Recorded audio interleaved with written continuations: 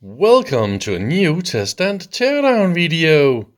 This time it's a Swedish product called a Torsiometer from the Swedish company called ASEA, Education AB, and AB means it is Aktiebolaget, and ASEA, that means Allmänna Svenska Elektriska Aktiebolaget. Yeah, that is probably from 1970 to 1980. So it is really old.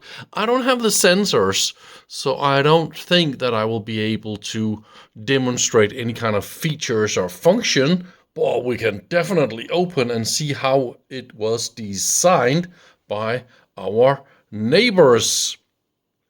It is very big and also very heavy. 15.2 kilos. So look at that, we got two ranges, 100 nanometers and 200 nanometers. And there is something about an oscillator, so you can start an oscillator, and we got some indicator there. Of course, you attach some sensors, probably using the connector at the back, and here you can then zero, and you can see if it is a pull or a push from your sensor, positive or negative tension. And then that will be probably the output for a XY plotter or something like that, right?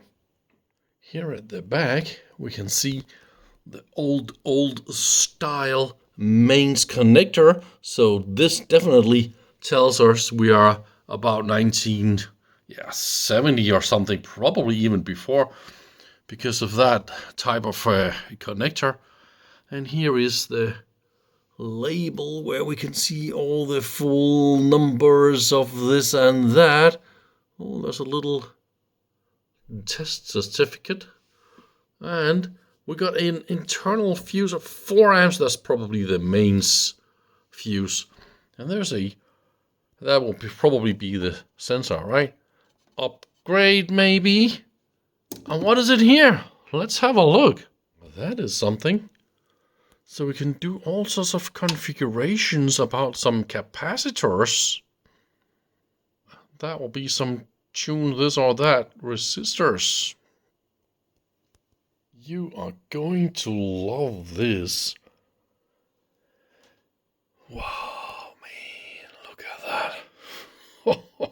Oh, I'm totally happy about it. This is some fascinating unit of many reasons. Because look at that. A really fascinating inductor. I think that is an inductor, right? Oh, we got some different, see? Just some ABC, and then, ABC again. I don't know exactly.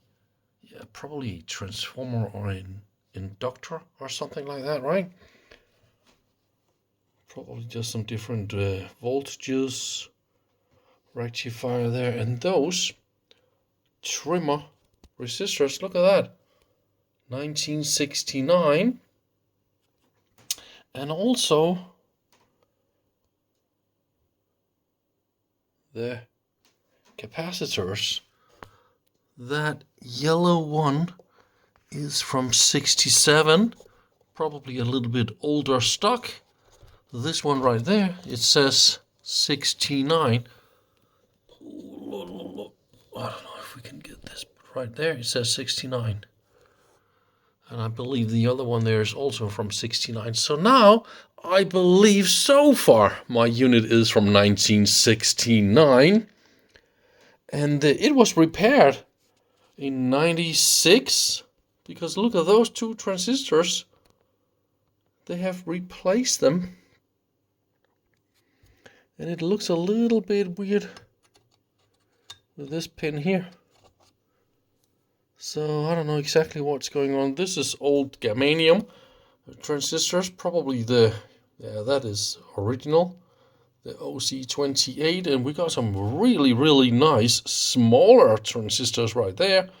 Probably some diodes and some Zener diodes. I think this will be Zener diodes. Of course, it's a little bit rusty all over the place. This is definitely bad storage. This one was better coated, but it's also badly corroded. Really thick, this plate. Probably some steel. This explains a little bit the mega weight of this unit. And what is this? This inductor with all those going in and out, and I don't know exactly what that is doing. So there's probably an oscillator, the test frequency, and it also says here something about the oscillator start. I mean, this could be it, because all those looks like mains frequency. Multi-turn, a very, very big and special and expensive multi-turn.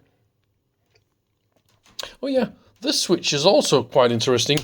So it goes positive and negative and then disconnect. So here at the back we can see this crossed signal. So that simply just flips the wires going in and out.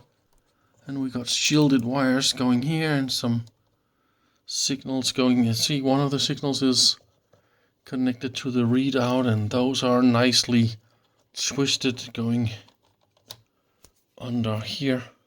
Ooh, we got a little bit of information.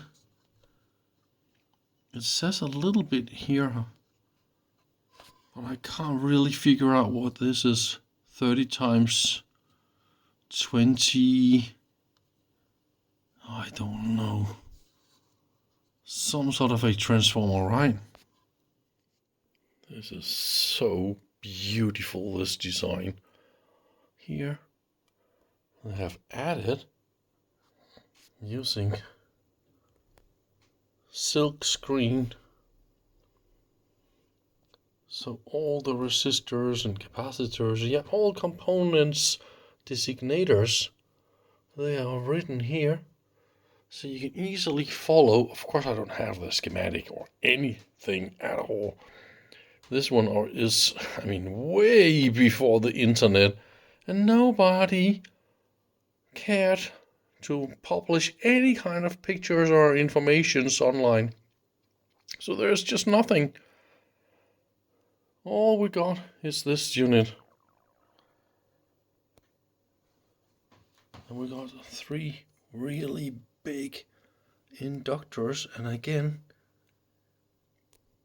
they also got the ASEA part numbers and all that, so they are probably also made in-house, those inductors.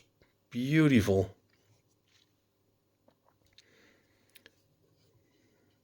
I really like the way that they cared about details.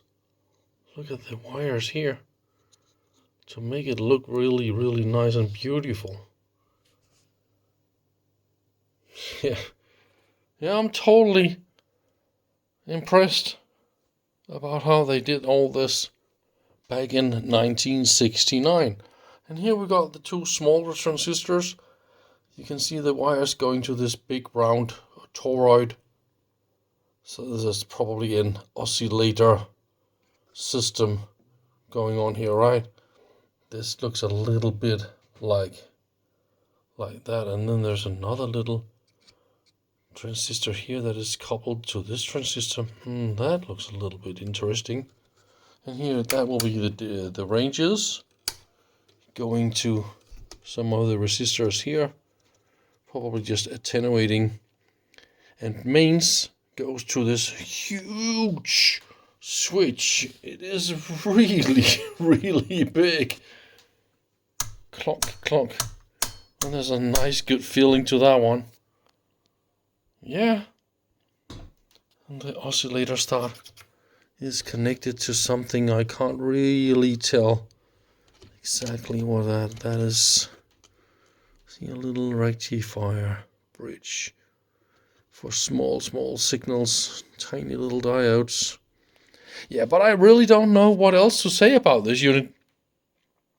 That's just how it is sometimes when you don't have anything else like that. I think it's just I need to document things and just publish what I got.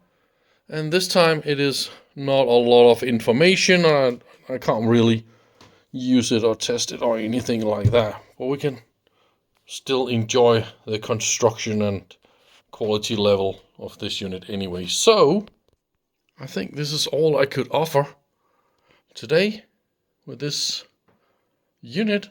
But thank you anyway for watching. Hope to see you soon. And if you find anything about this unit, just contact me and let me know what you could come up with. See you. Bye bye.